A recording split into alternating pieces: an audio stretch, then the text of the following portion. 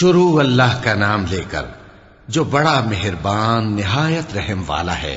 قیامت قریب آ پہنچی اور چاند شق ہو گیا، اور اگر کافر کوئی نشانی دیکھتے ہیں تو منہ پھیر لیتے ہیں اور کہتے ہیں کہ یہ ایک پہلے سے چلا آتا جادو ہے، اور انہوں نے جھٹلایا اور اپنی خواہشوں کی پیروی کی، اور ہر کام کا وقت مقرر ہے، اور ان کو ایسے واقعات کی خبریں پہنچ چکی ہیں جن میں عبرت ہے، اور کامل دانائی کی کتاب بھی، لیکن ڈراوے ان کو کچھ فائدہ نہیں دیتے، تو تم بھی ان کی کچھ پرواہ نہ کرو۔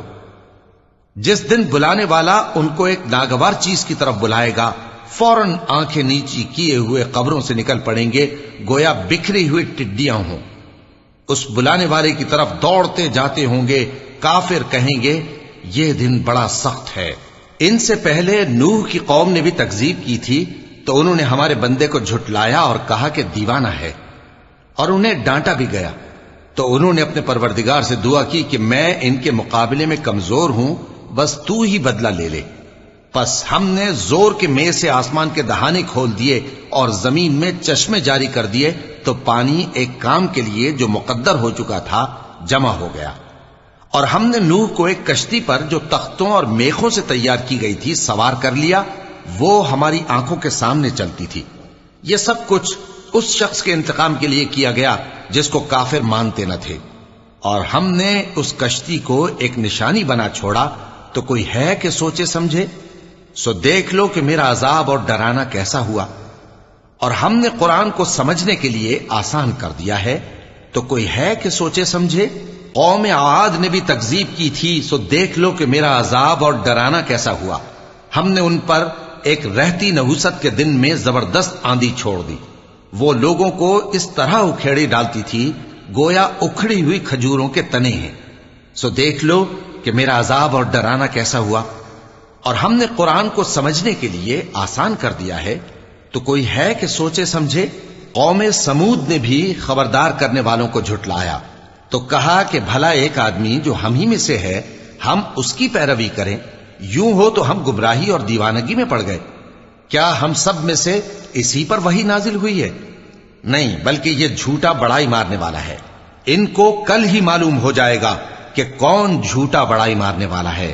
اے صالح، ہم ان کی آزمائش کے لیے اونٹنی بھیجنے والے ہیں، تو تم ان کو دیکھتے رہو اور صبر کرو، اور ان کو آگاہ کر دو کہ ان میں پانی کی باری مقرر کر دی گئی ہے، ہر باری والے کو اپنی باری پر آنا چاہیے۔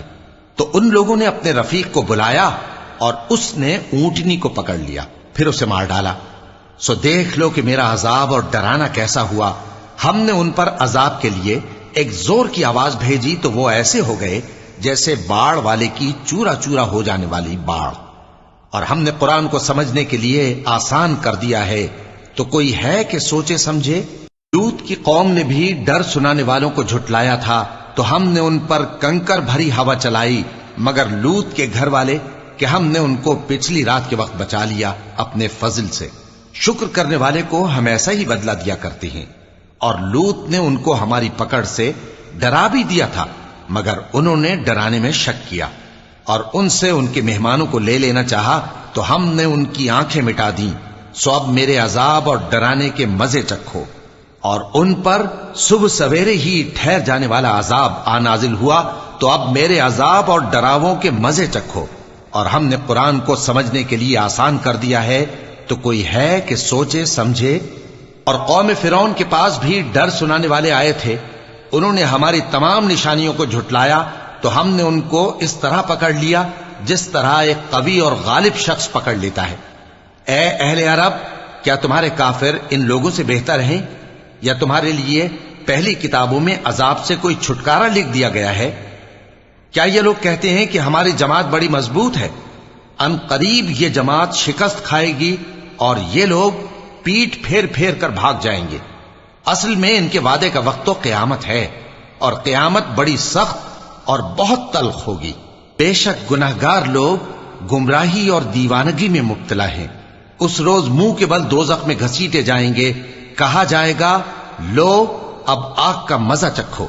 ہم نے ہر چیز اندازہ مقرر کے ساتھ پیدا کی ہے، اور ہمارا حکم تو آنکھ کے جھپکنے کی طرح ایک بات ہوتی ہے۔ اور ہم تمہارے ہم مذہبوں کو ہلاک کر چکے ہیں، تو کوئی ہے کہ سوچے سمجھے؟ اور جو کچھ انہوں نے کیا ان کے اعمال ناموں میں درج ہے، یعنی ہر چھوٹا اور بڑا کام لکھ لیا گیا ہے۔ جو پرہیزگار ہیں وہ باغوں اور نہروں میں ہوں گے، یعنی سچی بیٹھک میں، ہر طرح کی قدرت رکھنے والے بادشاہ کی بارگاہ میں۔